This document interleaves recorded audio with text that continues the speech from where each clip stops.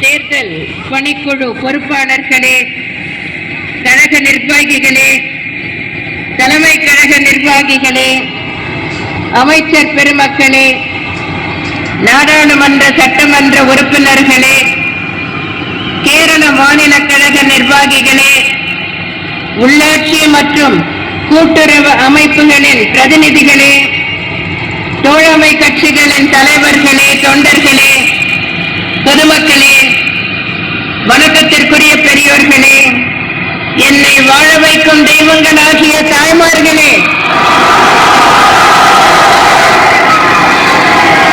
உங்கள் அனைவருக்கும் முதற்கண் எனது அன்பு கலந்த வணக்கத்தை தெரிவித்துக் கொள்கிறேன். இந்த தேர்தல் பிரச்சார பொதுக்கூட்டத்தின் வாயிலாக சேலம், நாமக்கல், ஈரோடு, திருப்பூர், கோயம்புத்தூர், நீலகிரி ஆகிய மாவட்டங்களைச் சேர்ந்த